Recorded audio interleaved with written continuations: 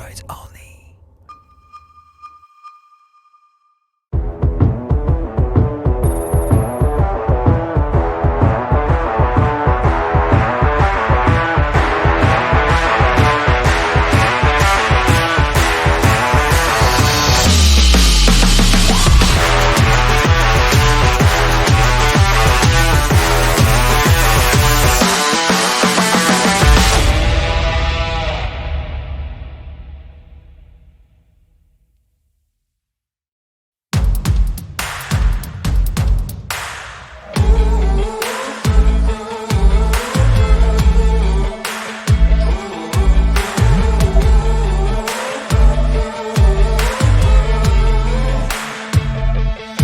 Alors ça, c'est donc la Tracer 9 GT+ de chez Yamaha. Alors qu'a-t-elle de plus justement que ses cousines Tracer 9 et Tracer 9 GT? Alors déjà, une instrumentation revue un peu plus grande, des commodos rétro-éclairés. Elle vient avec les valises de série. Certains casques intégraux passent, d'autres pas. Il faudra tester avec le vôtre.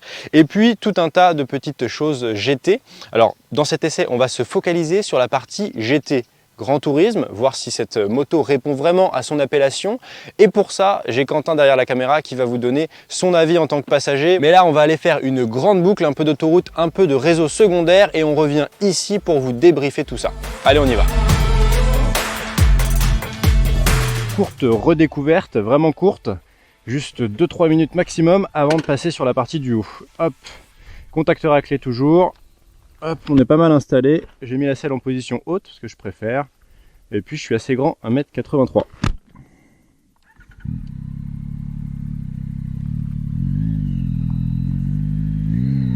Alors déjà, en première,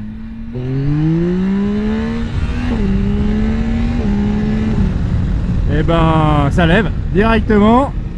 Ça fait toujours plaisir. Et puis après, shifter, hein, boum boum boum boum. Alors parfois il accroche un peu, bon la moto à 6500 km, à part ça, l'accélérateur électronique, moi je trouve qu'il a un tout petit délai mais il est quand même hyper précis, hyper réactif. Et puis bon, les modes de conduite, les différents modes dont un personnalisable, ça c'est toujours bien pratique pour pouvoir un petit peu enlever les assistances, régler les suspensions, ben oui parce qu'elles sont réglables sur 2 niveaux et entièrement électroniques. Alors la précharge est réglable à l'avant comme à l'arrière mais manuellement, heureusement la précharge arrière il y a une molette dédiée, ça c'est super bien. Et ces suspensions quand même, elles sont quand même typées sport, hein. On va pas se mentir, elles filtrent bien les aspérités, même en duo. Par contre c'est très sport dans le sens où on sent que c'est pas non plus un canapé. Au niveau partie cycle, bah, ça n'a pas changé, c'est vraiment top. Alors ce qui est le plus intéressant sur cette Tracer 9 GT+, évidemment c'est le régulateur adaptatif de vitesse. Il est vraiment bien calibré, on a 4 niveaux de distance par rapport au véhicule précédent. Et puis on peut facilement augmenter de quelques km/h, descendre, le désactiver. On peut le désactiver aussi à la poignée de gaz en la faisant tourner dans le sens inverse. Et ça c'est agréable parce que la coupure du régulateur elle n'est pas trop nette, elle est quand même progressive. Donc ça nous fait pas un à-coup vers l'avant lorsqu'on coupe le régulateur comme sur certaines machines. Grâce à un répartiteur de freinage et avec les informations de la centrale inertielle, la moto est capable de freiner seule et de répartir cette force pour garder la stabilité de la moto. Et ça fonctionne plutôt bien. Alors ça m'a servi 1 ou 2 fois et je dois dire que l'assistance elle est plutôt agréable. Ça freine à notre place, il faut être en paix avec cette idée, mais ça reste un système que je considère comme un système de sécurité et qui est efficace ma foi.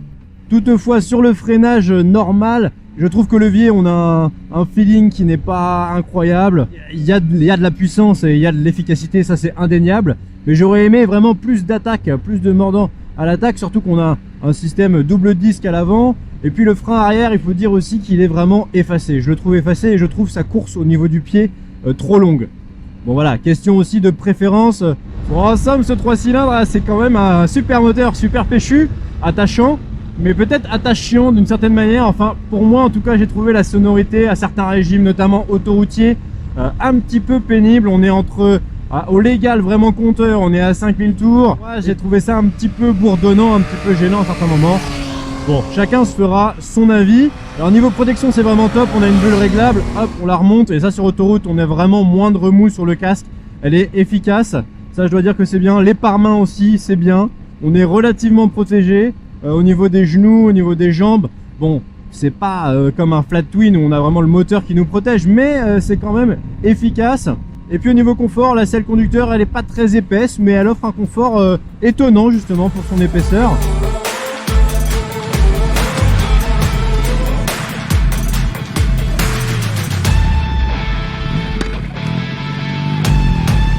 Mais pour la selle passager, c'est Quentin qui nous en parle. Alors Quentin, dans les petites courbes, comment ça se passe ? Bah écoute, mon Théo, en virage, moi je trouve que on est vraiment pas trop mal. L'assise elle est assez confortable, je suis plutôt bien derrière. Mais c'est vrai que quand on est en virage, il faut que je me décale un petit peu pour pouvoir voir devant, parce que en fait quand je suis juste derrière toi, on a vraiment les deux casques qui sont très proches, et au passage de rapport un peu sportif on va dire, et ben on a vraiment cette petite tape entre les deux casques qui sera un peu embêtante sur un long trajet. Mais alors, cette selle, est-ce qu'elle est vraiment confortable, Quentin ? Comme je disais au tout début, on est bien assis sur cette selle, elle est assez moelleuse, assez large. Moi mon petit fessier, bah il est bien.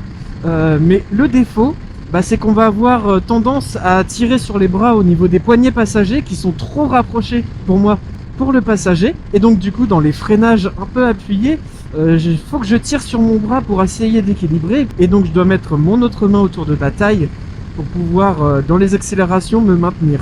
Donc là c'est vrai qu'il va falloir un top case pour être vachement plus confortable. Et quand on roule sur des chaussées un petit peu dégradées, est-ce que tu le sens ? À l'arrière, là, la route elle est assez lisse, donc on est vraiment plutôt bien. Mais c'est vrai qu'on a déjà fait un petit peu de route imparfaite. Bon bah alors là, on sent vraiment que les suspensions elles travaillent. Mais c'est dans le bon sens, parce que moi je sens très peu les aspérités, à part quand on va passer vraiment dans un gros trou, une grosse bosse. Là on va sentir un peu plus. L'avantage je pense du réglage que tu as fait à l'amortisseur arrière, ça permet sur les dos d'âne d'être vachement plus confort.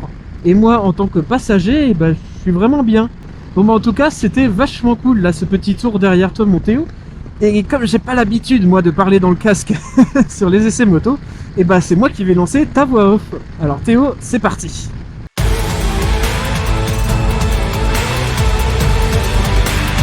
La Tracer 9 GT+ est équipée du même moteur 3 cylindres CP3 de 890 cm3 calé à 120 degrés. Il développe 117 chevaux à 10 000 tours minute et 93 Nm de couple à 7 000 tours minute. Les suspensions semi-actives Kayaba sont réglées par la centrale inertielle et offrent 2 niveaux de réglage personnalisés.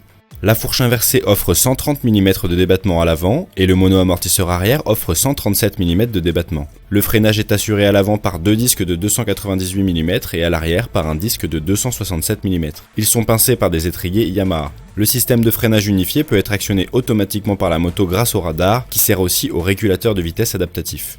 La selle culmine à 820 mm en position basse et 835 mm en position haute. Avec un réservoir de 19 litres autorisant plus de 300 km d'autonomie, la moto est annoncée pour 223 kg tout plein fait. Le tableau de bord TFT couleur connecté de 7 pouces remplace l'instrumentation en 2 parties de l'ancienne génération et offre une connectivité Bluetooth en plus d'une prise USB-A.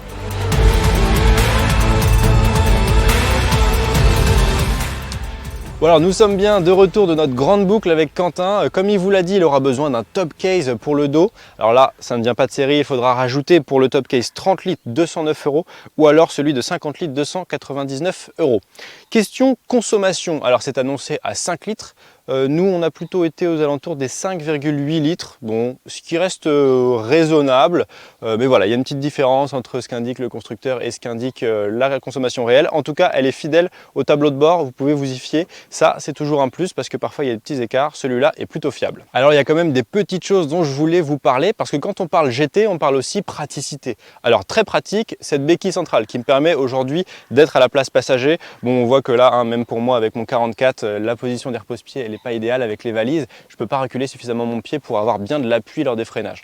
Ça c'est évident, mais en tout cas la béquille centrale elle sera là pour vous permettre de regresser la chaîne, de faire des contrôles, toujours un plus. En revanche, pas de valve coudée. Bon, c'est dommage, ça coûte pas cher Yamaha, c'était vraiment pas une économie utile parce que c'était vraiment pratique avec les grands disques à l'avant et les valises à l'arrière. Quand on doit aller chercher la valve pour faire sa pression, c'est pas idéal, et quand on part en road trip, on vérifie quand même souvent ses pneus. Par contre, ce qui est bien pensé pour la nuit, ce sont ces commodos rétro-éclairés. Ils sont vraiment pratiques, bien visibles, l'écran aussi très pratique à naviguer dedans, on fait ce qu'on veut, on peut même avoir avec une souscription Garmin le GPS directement sur l'écran. Et puis moi j'ai opté pour la solution smartphone et j'ai pu mettre mon support de téléphone sur la partie centrale du guidon avec un gros diamètre mais qui permet de ne pas être gêné par d'autres éléments autour, donc c'est plutôt pratique, on arrive à bien voir l'instrumentation et le téléphone ou le GPS éventuel. Ça aussi c'est une question pratique, c'est une question de tête de fourche, en tout cas sur cette moto c'est bien fait.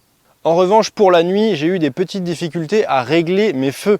Et oui, il faudra vous munir d'un tournevis comme celui-ci. Et pour aller régler le feu, c'est un petit peu compliqué. Je vous montre un petit peu la position à adopter. Il faut aller chercher, hop, en dessous. Voilà, comme ça. Bon, je ne sais pas si vous voyez bien. Ce que je voulais vous démontrer par là, c'est que pour une Sport GT, on aurait aimé avoir une petite molette, même derrière, qu'on puisse régler en étant sur la moto, parce que parfois, on va ajouter des bagages, on va prendre un passager. Bon, c'est un détail. En parlant d'outils, justement, sous la selle, on a des petits outils pour la trousse à outils. Je vous montre ça tout de suite.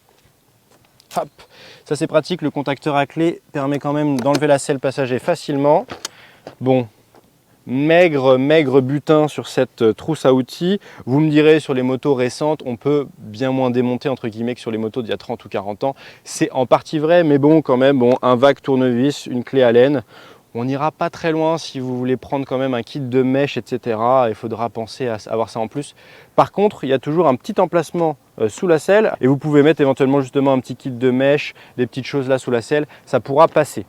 Et je m'étale, mais c'est quand même important pour ceux qui voudraient utiliser cette moto comme une GT. Il y a donc cette selle conducteur qui permet donc d'être sur 2 positions. Alors, le système est plutôt bien fait avec un loquet, voilà, et puis après on l'ajuste en bas ou en haut. Ça, c'est pertinent. Bon, autre point positif à mentionner, les poignées chauffantes d'origine réglables sur 3 niveaux. Elles m'ont été utiles ce matin parce que ça coinçait quand même. Et puis bon, est-ce que vous souscrivez à ce style? Moi, c'est pas ma préférée, mais si je devais choisir une Tracer 9 GT+, je prendrais le coloris Icon Performance avec les jantes bleues. Parce que quitte à avoir une Yamaha, autant avoir une Yamaha avec des jantes bleues, c'est quand même plus cool. Alors question prix, on est sur une sacrée augmentation par rapport à la Tracer 9 GT. Là, on est à 16 999 €, autant dire 17 000 €. Alors c'est quand même un sacré prix pour une moto qui est quand même plus sport touring que grand touring. Et puis surtout par rapport à ses concurrentes, c'est toujours un petit peu plus cher, mais c'est l'emploi du radar qu'aucune d'entre elles n'a. Mais alors, quelle moto peut-on lui opposer? On peut opposer évidemment la Tiger 900 GT, qui est plutôt entre 14 000 et 16 200 €, ou alors effectivement les F900 XR, la série des NT 1100 aussi évidemment chez Honda, Kawasaki Versys 1000 et éventuellement la Ninja 1000 SX. Et puis surtout, c'est finalement la seule à avoir cet aspect électronique de pointe, le freinage combiné avec le radar. Donc tout dépend de vos critères d'achat. En tout cas, elle est vraiment axée électronique, sécurité et quand même très sport. D'ailleurs, elle porte mal son nom cette moto. Pourquoi on l'appelle pas ST? Alors Yamaha dans la communication, ils disent Sport Tourer partout, mais ils l'ont appelé GT, ils auraient dû l'appeler ST+.